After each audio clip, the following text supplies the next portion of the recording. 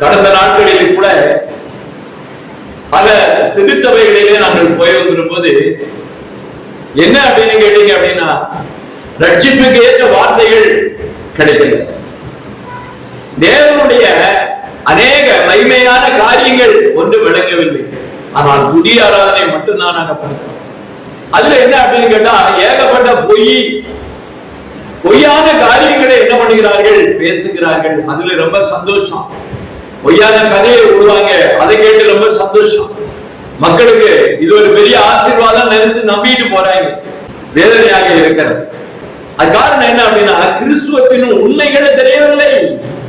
முதலாவது திருச்சபையிலே இயேசுவும் செய்தர்களும் வேத நியமங்களின்படி வேதாமத்தில் எழுதியிருக்கிறபடி அவர்கள் எல்லாரும் அந்த நாட்களிலே பஸ்காவை ஆசரித்தார்கள், பெந்தேகோஸ்தே நாட்களை ஆசரித்தார்கள். அப்படிப்பட்ட திருச்சபை கொண்டாடப்பட்ட ஒன்றாக இருந்தது. ஆனால் இந்த நாட்களிலே கொண்டாடுகிற கொண்டாட்டங்கள் வேறையாக இருக்கிறது. இன்னைக்கு ஒவ்வொரு திருச்சபையிலும் கொண்டாடுகிற காரியங்கள் எல்லாம் எங்கிருந்து வந்ததே யாருக்குமே தெரியாது. இந்த கொண்டாட்டங்களை குறித்து நீங்கள் பார்க்கப்படும் போது இதுலதான் என்ன ஆகுதுன்னா, ஜனங்கள் கொள்ளையடிக்கப்படுகிறார்கள்.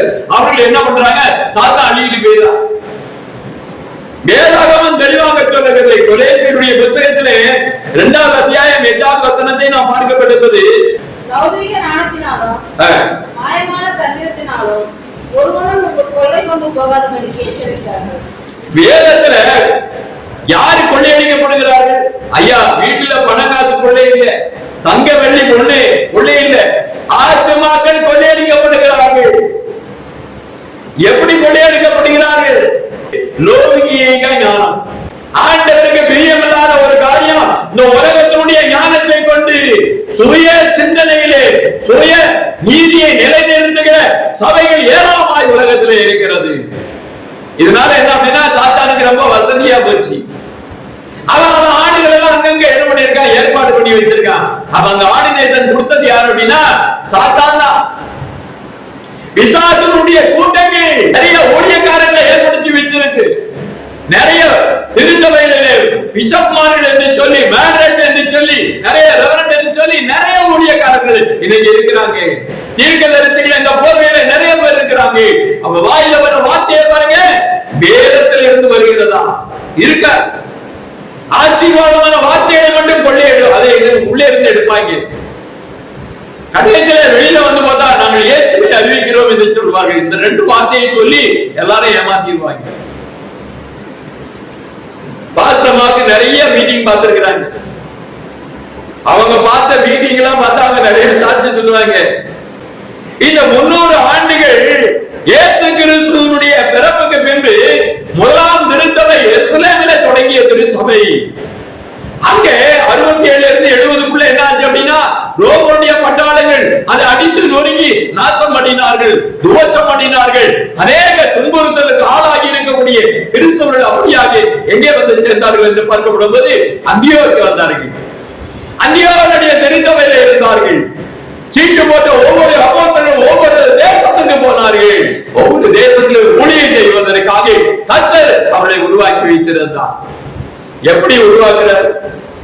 தேவன் ஒரு ஊழியக்காரனை உருவாக்குகிறார் என்றால் அவனுடைய உண்மை இருக்கணும். முதலாவது அவன் கீழ்ப்படிந்தவனாக இருக்க வேண்டும். அதுக்கு முக்கியமான ஒரு காரியம், அவன் இயேசுவை அறிந்தவனாக இருக்க வேண்டும். இயேசுவை அறியாத அறிவு அது அறியாமையில தான் இருக்கும். அவனுக்குள்ள இருள் இருக்கும், அவன் பாவ சிந்தனை இருக்கும். அது அவனை இயேசுவை அறிய விடாது.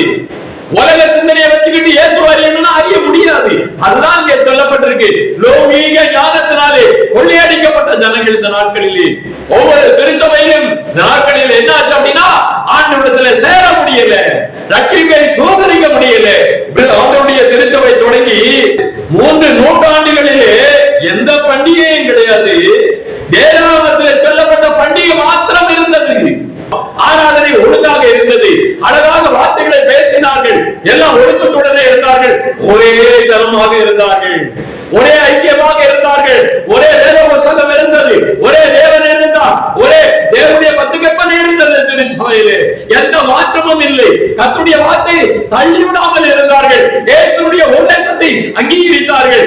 அப்போஸ்தலருடைய உபதேசத்தை அவர்கள் கடைபிடித்தார்கள். பயபக்தி இருந்தது, அற்புதம் இருந்தது, அடையாளம் இருந்தது. ஆனால் என்ன நடந்தது? 3 நூற்றாண்டுகளுக்கு அப்புறமாக நடந்த இந்த நிசாயாவுடைய கான்ஃபரன்ஸ்ல என்ன ஆச்சு அப்படின்னு கேட்டா, எல்லா மாற்றத்தையும் உருவாக்குனாங்க. நிசாயா கான்ஃபரன்ஸ்ல கொண்டு வருகிற அந்த ரோம அந்த அரசாங்கத்திலே அந்த கான்சன் அவருடைய காலத்தில் நடந்த ஒரு சம்பவம் என்ன அப்படின்னு கேட்டா, அவருக்கு ராஜ்ய பரந்து வெற்றி பெற்ற உடனே அவர் என்ன பண்ணார் அப்படின்னா, இயேசுவை அறிவிக்க வேண்டும் என்றா வாஞ்சி இருந்ததை தவிர வேதாகமம் அறியவில்லை. வேதாகமம் முடியல. அவர் ஆர்டினேஷன் பண்ணனா ஒரு பிரிஸ்ட் வேணும். அப்ப ஒரு மிகப்பெரிய பிரிஸ்ட் உருவாக்கணும். அதுக்கு தான் என்ன பண்ணாங்க, போப்ப உருவாக்குனாங்க. இவர் அவரு ஆசிரியர் ஆர்டினேஷன் பண்ணணும். இந்த ஒரு காரியம் உள்ள உடன்படிக்கை ஒரு அக்ரிமெண்ட் போட்டு செஞ்சாங்க. ஆனா அதுக்கப்புறம் என்னாச்சு அப்படின்னா, ஒன்று நல்லா கேட்டுக்கொள்ளுங்க, அவருடைய தாய் எலினா எருசலேமுக்கு போய் திரும்பி வந்த பிறகு நிறைய உண்மைகளை தெரிந்து கொண்டு தன்னுடைய மகனோட பேசும்போது என்ன நடந்தது கேட்டீங்க அப்படின்னு கேட்டீங்கன்னா, இயேசுவை பற்றிய உண்மையை அறிந்து கொண்டார்கள். தேவனுடைய 10 கற்பனை அறிந்து கொண்டு கடைசி நேரத்தில் என்ன ஆச்சு அப்படின்னு கேட்டா, ஆண்டவராய் இயேசு கிறிஸ்துவின் நாமத்தை தொழுது கொண்டு ஞானஸ்நானம் பெற்றுதான் அந்த ஆளு மரணம் அடைந்தார். அதுக்கு முன்னாடி மரணம் அடையல, கடைசியில தான் அவரு ஞானஸ்நானம் பெற்றார். அதுக்கு முன்னாடி அவர் ஞானஸ்நானம் பெறல. அதனால தெரிந்து கொள்ள வேண்டும். வேதாகமத்தை நன்கு அறிந்து அப்போஸ்தலர் உபதேசத்தை அறிந்து இயேசுவே அந்த கிறிஸ்து அந்த கர்த்தர் அந்த தேவன் அந்த ரட்சகர் என்று சொல்லி அந்த கான்சன் ஞானஸ்நானம் பெற்று கடைசி நேரத்திலே மரித்தார். மத்தேயு 7:22 என்ன சொல்கிறாரு? அந்நாளிலே அநேகர்கள் என்ன அர்த்தம்? 10%, 20%, 50%க்கு மேல, 60%க்கு மேல, 70%க்கு மேல. அவங்க கம்மி கிடையாது. அதிகமான ஜனங்கள் கூப்பிடுவார்கள், அதிகமான ஊழியக்காரர்கள் கூப்பிடுவார்கள், அதிகமான திருச்சபை மக்கள் கூப்பிடுவார்கள். ஆண்டவரே ஆண்டவரே என்று சொல்லுவார்கள். எது இந்த இடத்துல நாம் பார்க்கிறோம்? கர்த்தாவே கர்த்தாவே உம்முடைய நாமத்திலே தீர்க்க தரிசனம் உரைத்தோமே, உம்முடைய நாமத்திலே பிசாசுகளை துரைத்தினோமே, அநேக அற்புதங்களை செய்தோமே என்றார்கள். அப்பொழுது நான் ஒரு காலம் உங்களை அறியவில்லை என்று சொல்லுகிறார். ஏன் அறியல அப்படின்னு கேட்டா, இதுதான் மேட்ரு. யூதர்கள் மனிதனுடைய கொள்கையின் கோட்பாடை திருச்சபையில வைத்துக் கொண்டு நெருத்துக் கொண்டு ஆண்டவருக்கு விரோதமாக பேசினார்கள், தேவனுடைய வார்த்தைக்கு விரோதமாக பேசினார்கள், ஆண்டவருடைய வார்த்தையை தள்ளிவிட்டார்கள், கற்பனையை தள்ளிவிட்டார்கள், கர்த்தருடைய கட்டளையை தள்ளிவிட்டார்கள். ஆனால் என்ன செய்தார்கள்? வாய்மொழியாக ஒலிக்கப்பட்ட வார்த்தைகளை வைத்துக் கொண்டு, இது எங்கள் யெகோவா தேவன் எங்க மோசேயோட பேசினாரு, அது வாய்மொழியாக இருக்கிறது, அதுதான் யூத சட்டம், அந்த சட்டத்தை தான் நாங்க வாய்மொழியா கடைபிடிச்சுக்கிட்டு இருக்கிறோம், அதுதான் எங்கள் ஐதீகம், எங்க பாரம்பரியம், எங்க கோட்பாடு, நீர் அதற்கு விரோதமாக நீர் பண்ணலாமா அப்படின்னு சொல்லி இயேசுவிடத்திலே தர்க்கம் பண்ணினார்கள். இன்னைக்கு அதுதான் நீங்க நடந்துட்டு இருக்கு எல்லா சபையிலையும். இன்னைக்கு புதுசு புதுசா கொண்டாட்டுங்க, புதுசு புதுசா கோட்பாடுகள். யாரா என்ன அப்படின்னா, திருச்சபையில 10 பேர் சொல்ல வேண்டாம், அதெல்லாம் உடைச்சிட்டாங்க, அது தேவையே இல்லை என்றாங்க. அப்ப என்ன, நான் உங்களை ஒரு காலமும் அறியவில்லை என்று சொன்னா அது வேண்டாம், அது சரிதானே? அது அப்ப உலகத்துல இந்த காரியங்கள் எல்லாம் செய்யறது யாரு? இந்த அற்புதங்களும் அடையாளங்களும் இந்த குறி சொல்லுகிற மாதிரி எல்லாத்தையும் சொல்லுகிறது யாரு அப்படின்னா, அந்தி கிறிஸ்துவினுடைய ஆவி. அப்ப எல்லாத்தையும் பண்ணுவான் அந்தி கிறிஸ்துவினுடைய ஆவி. ஒவ்வொரு சபைகளிலும் பொய்யான கொள்கைகள் கோட்பாடுகளை போதிப்பார்கள், தேவனுடைய வார்த்தைகளை தள்ளி விடுவார்கள், கர்த்தர் உரைத்த வார்த்தைகள் அவங்களுக்கு பிடிக்காது. ஆனா அவங்களே இயேசுவின் நாமத்துல தான் பேசுவாங்க, அதைத்தான் ஆராதனை நல்லா பண்ணுவாங்க. அதுக்காக அங்க போய் நம்ம உட்கார்ந்துட்டு அப்படின்னு சொல்லி அவன் வாயில இருந்து வர வார்த்தையை மட்டும் பாருங்க, அவன் உபதேசத்தை பாருங்க. கர்த்தரை தள்ளிவிட்டார்கள், கர்த்தருடைய வார்த்தையை தள்ளிவிட்டவர்கள். அப்படினாலதான் இங்க சொல்லாரு, நான் உன்னையும் தள்ளி விடுறேன் போங்கடா அப்படின்ற. நீங்க யாருப்பா அப்படின்ற? மார்க்கனுடைய புத்தகம் 7வது அத்தியாயம் 8வது வசனத்தை வாசிங்க. ஏன் தள்ளிவிட காரணம் என்ன பார்க்கப்படும் போது, நீங்கள் என்ன பண்ணீங்க? தேவனுடைய கட்டளையை தள்ளி விட்டீங்க, மனுஷனுடைய பாரம்பரியத்தை பிடித்துக் கொண்டீர்கள். இன்னைக்கு நடக்கிற மனிதர்கள் எல்லாரும் என்ன பண்றான் அப்படின்னு கேட்டாங்க, அவருடைய திருச்சபையில் நடக்கக்கூடிய எல்லா கொண்டாட்டங்களையும் பாருங்க. இயேசு கிறிஸ்து பிறக்கிறதுக்கு முன்னாடி எகிப்து தேசத்துல இனமாக சிரியா, அதாவது அசிரியர்களுடைய இனிமாக நிம்ரோதுடைய எந்த கதையில இருந்து வருகிறதோ அந்த வரலாறுடைய நிகழ்ச்சி, அந்த பண்டிகைகளை தான் என்ன பண்றாங்க அப்படின்னு கேட்டா இன்னைக்கு என்ன அப்படின்னா கிறிஸ்துவ சபைகளிலே வைத்திருக்கிறார்கள். எனக்கு பிரியமானவர்களே, நிறைய காரியம் உங்களுக்கு சொல்லலாம். இதுக்கு காரணம் என்ன? அன்றைக்கே ஆண்டவர் சொல்லி இருக்கிறாரு, திருச்சபைக்குள்ள என்ன நடக்குது, என்ன தப்பு நடக்குது அப்படின்னு ஆண்டவர் அன்னைக்கு சொல்லி இருக்கிறாரு. அன்னைக்கு எரேமியாவின் மூலமாக அந்த வார்த்தையை ஆண்டவர் உரைத்த அந்த வார்த்தைகளை நாம் பார்க்கப்படும்போது எரேமியாவுடைய புத்தகம் 51ஆம் அத்தியாயம் 7வது வசனத்தை நாம் வாசிப்போம். அன்றைக்கே பாபிலோன் ஏதாச்சும் உபதேசம் ஊட்டப்பட்டிருக்கிறது, உலகம் முழுவதும் ஊட்டப்பட்டிருக்கிறது. பல மதங்களிலும் பல கோட்பாடுகளிலும் மனிதனுடைய தத்துவங்களிலும் உருவான அந்த ஒரு காரியம் இன்றைய திருச்சபைக்குள்ளே நுழைந்து கொண்டு வந்திருக்கிறது. அன்னைக்கு இருக்கக்கூடிய அந்த மித்ரா இருக்கிற அந்த வார்த்தையை நீங்கள் கவனிக்க வேண்டும். எல்லாம் பாரசீக மொழியிலே இருக்கக்கூடிய ஒரு வார்த்தை.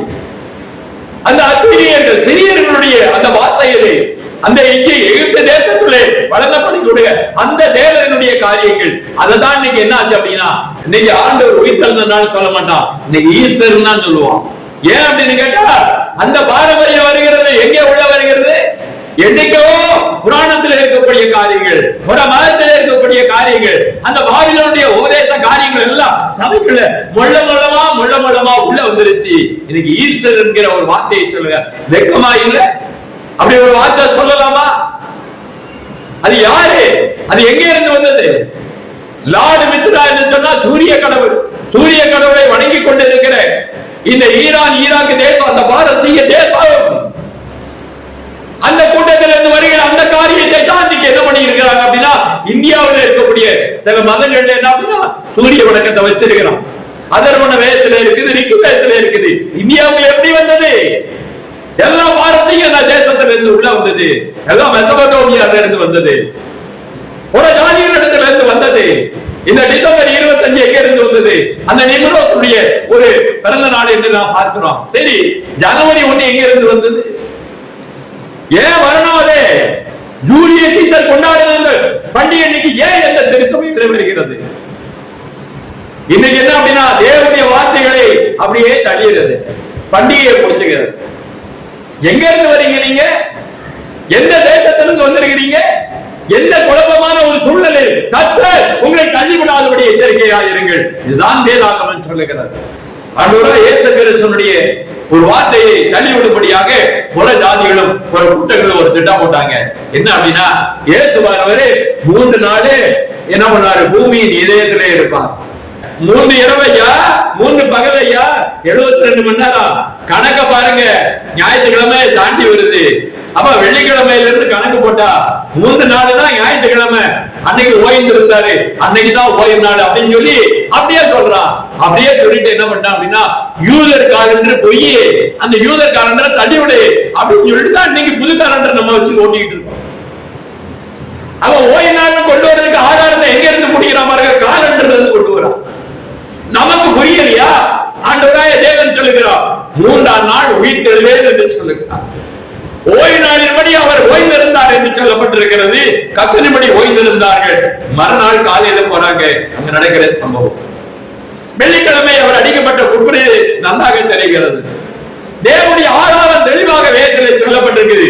ஆனா இன்றைக்கு இருக்கக்கூடிய அனைத்து சபைகளிலும் என்ன நடக்கிறது என்றால் இன்னைக்கு ஆண்டுடைய நியமங்களையும் ஆண்டுடைய வார்த்தைகளையும் தள்ளி கொண்டிருக்கிறார்கள். இந்த நாட்கள் எல்லாருக்கும் தெரியாமல இன்னைக்கு இருக்கக்கூடிய பெரிய போராட்டம் என்ன அப்படின்னு கேட்டீங்கன்னா கிறிஸ்துவர்கள பாதி பேரு இயேசு ஆண்டவர் கிடையாது என்று சொல்லுகிறது அந்த கிறிஸ்துவ மதத்துல. அது உங்களுக்கு தெரியுமா? இதை எதிர்த்து போராடினவர்கள் ஆர்த்தடாக்ஸ் சபைகள்.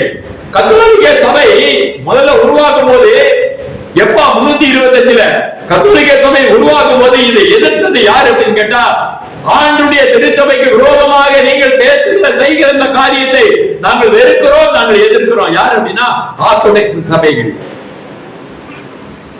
ஆர்த்தடாக்ஸ் சபைகள் இந்த பக்கம் அந்த பக்கம் விளையக்கூடாது, கர்த்தருடைய வார்த்தையின்படி நடக்கணும். அவங்க ஒழுங்கு அன்னைக்கு இருந்தாங்க. அப்போ தேவனால் உருவாக்கப்பட்ட சபை கத்தோலிக்க சபை கிடையாது. ஆண்டுடைய திருச்சபை அன்னைக்கு எருசலேமில் தொடங்கப்பட்டது. தேவ ஆவி ஊற்றப்பட்ட அனுபவத்திலே தொடங்கப்பட்டது. ஆவிக்குரிய வார்த்தைகளில் அங்கே பிரசங்கிக்கப்பட்டது. இருந்தது. அந்த ஆவியுடைய வார்த்தையினாலே அவர்கள் ஜெனிப்பிக்கப்பட்டார்கள். அதுதான் வேதாகமம் சொல்லுகிறது. அப்போஸ்தலரை கர்த்தர் அபிஷேகித்திருந்தார், ஊழியர்களை அபிஷேகித்திருந்தார். அவரிடத்துல கர்த்தருடைய வார்த்தை இருந்தது. பிரசங்கிக்கப்படும் போது, தேவ வார்த்தை கேட்கப்படும் போது ஆவியானவர் அங்கே இறங்கிக் கொண்டிருந்தார். வார்த்தையினாலே அவர்கள் ஜெனிப்பிக்கப்பட்டார்கள். அதுதான் வேதாகமம் சொல்லுகிறது. எடுத்து வாசியுங்கள். 1 யோவான் புத்தகம் 3ஆம் அத்தியாயம் 9ஆம் வசனம் வாசியுங்கள். அப்ப என்ன? தேவனுடைய வித்துக்குள்ளாக தேவ வார்த்தையினாலே பறக்க வேண்டும். வானத்தையும் பூமியும் தேவ வார்த்தையினால் உண்டாக்கின தேவன் உங்களை மீண்டும் பிறவிக்கத்தக்கதாக, மீண்டும் உருவாக்கத்தக்கதாக தேவ வார்த்தை, சத்தியமுள்ள வார்த்தை உங்களுக்கு உண்டாச்சு அப்படின்னா நீங்க ஆண்டவருடைய வார்த்தையில ஜெனிப்பிக்கப்பட்டிருப்பீங்க. அப்படி ஜெனிப்பிக்கப்பட்டிருந்தா தேவ ஆவி உங்கள்கிட்ட இருக்கும், உண்மை இருக்கும், சத்தியம் இருக்கும், பயபக்தி இருக்கும், ஏமாத்து வேலை இருக்காது, குழப்பம் இருக்காது, கலகம் இருக்காது, எல்லா விதமான அன்பு நிறைந்திருக்கும். கர்த்தருடைய திருவார்த்தையின் ரட்சிப்பின் வார்த்தை உங்கள் வாயிலே உண்டாயிருக்கும். உலக பிரகாரமாக சிந்தனையும் பேச்சு இருந்தா நீ தேவ வார்த்தையில பிறக்கல, நீ புதிய திருஷ்டியே கிடையாது, நீ ஆண்டவருடைய பிள்ளையே கிடையாது. இன்னைக்கு அப்படித்தான் நீங்க சபைகள் பிரிந்தது. தேவனுடைய வார்த்தையில் பிறந்த திருச்சபையான ஒரு காலம் தெரியல. என்னைக்கு உலகத்துடைய வார்த்தைகள் லௌகிக வார்த்தை வந்ததோ அன்னைக்கு கத்தோலிக்க சபை பிரிந்தது. அதுக்கப்புறமா என்ன ஆச்சு அப்படின்னா ஆண்டவருடைய ஆவியானவர் சபையை விட்டு வெளியில போயிட்டார். இன்னைக்கு அநேக திருச்சபைகள் நிறைய பார்க்கிறோம். கர்த்தருடைய வார்த்தையில ஆவியில பிறக்கல அப்படின்னா ஆவியானவர் அந்த சபையை விட்டு வெளியில போயிடுவார்.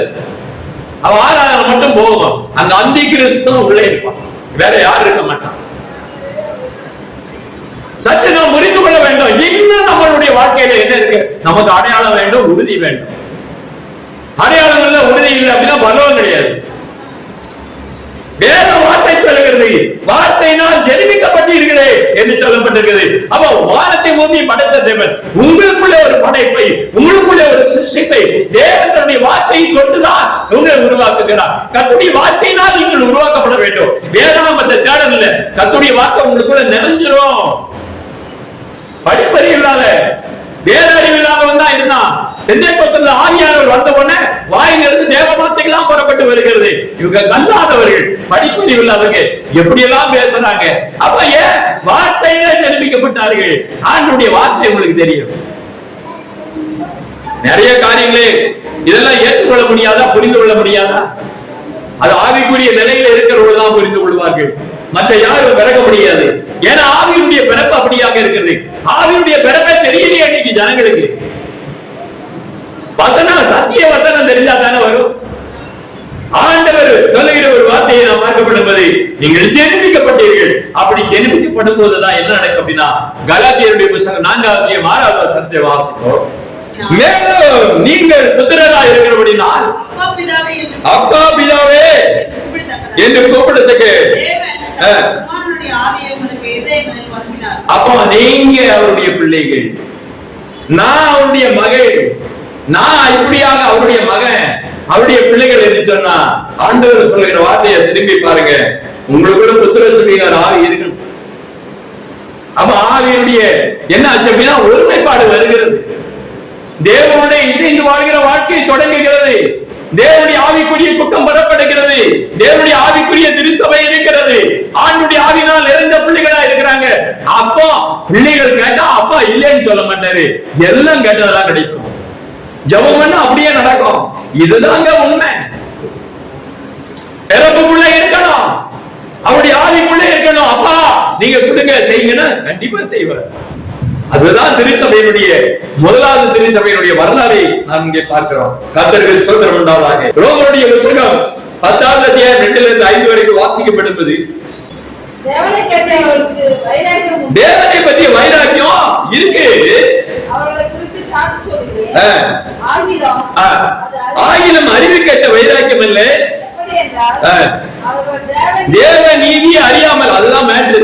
இன்னைக்கு நிறைய பேருக்கு வைராக்கியமா ரோட்ல போவான், ஆண்டவருக்காக நான் அடிக்கப்பட ஒப்பு கொடுக்கிறேன், அடி வாங்குறேன், இந்த பாருங்க அடி வாங்கியிருக்கேன், இயேசுவை அறிவிக்கிறேன். எல்லா இடத்துக்கும் போறாங்க, வராங்க, ஜெயிலுக்கு எல்லாம் போறாங்க. ஆனா ஒரு காரியத்தை பார்க்கப்படுவதற்கு என்ன அப்படின்னா அந்த வைராக்கியம் இருக்கிறதோ, ஆனா ஆண்டவருக்காக ஏதாவது செய்யணும்னு இருக்கோம், பாராட்டலாம். ஆனா என்ன உள்ள இல்லை அப்படின்னு கேட்டா என்ன இல்லைங்கம்மா? சுயநீதி. உலக லௌகீக உபதேசத்தை கொண்டு இருக்கக்கூடிய மனிதனே, உலகத்தில் இருக்கக்கூடிய அந்நிய போதனைகளா கொண்டிருக்கிற மனிதனே, ரட்சிப்பு எங்க இருந்து? அவர்களுக்கு சொல்ல வேண்டிய கடமை யாருக்கு இருக்குன்னா உங்களுக்கு தான் இருக்கு. நீங்க என்னைக்கு போய் சொல்ல போறீங்க? தேவாவி இறங்குச்சு, கர்த்தருடைய வார்த்தை உள்ள வந்தது, மிஷனரி பயணம் தொடங்குச்சு. ஒவ்வொரு தேசத்திலும் ஒவ்வொரு தீவிலையும் போய் ஊழியம் செய்து அந்த தேசத்தை நிரப்பினார்கள். அப்ப என்ன?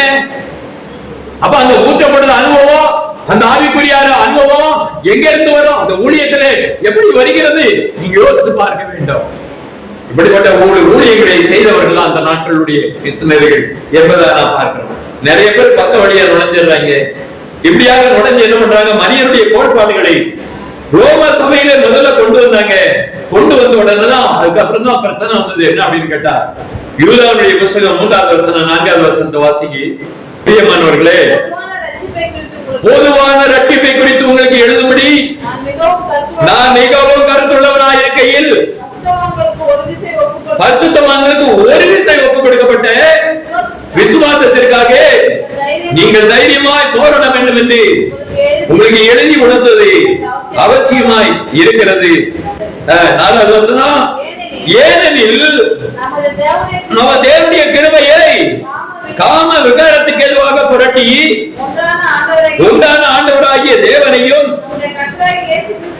இயேசு கிறிஸ்துவையும் மறுதலிக்கிற பக்தியற்றவர்களாய் இருக்கிற சிலர் பக்க வழியாய் நுழைந்திருக்கிறார்கள். அவர் இந்த ஆக்கினைக்குள்ளார்கள் பூர்வத்திலே எழுதப்பட்டிருக்குது. நல்லா தெரிந்து கொள்ளுங்க. இன்னைக்கு உலகத்துடைய ஆசீர்வாதம் நினைச்சுக்கிட்டு நிறைய பணம் கிடைக்குது, நல்ல வசதியா இருக்கிறோம், நல்ல வீட்டுல செழிப்பா இருக்கிறோம், நல்ல கூத்து கொண்டாட்டங்கள் எல்லாம் பண்றாங்க. இதுதான் ஆசீர்வாதம், இதுதான் ரட்சிப்பு, இதான் பரலோகம் வந்து சொல்லி இன்னைக்கு ஜனங்கள் வழிநடத்து கொண்டு நிறைய வசதியா இருக்கிறாங்க. ஆனா என்ன அப்படின்னு கேட்டாங்க, வீடுகள்ல என்ன நடக்கு அப்படின்னா கொண்டாட்டங்கள் கூத்து நடக்கிறது.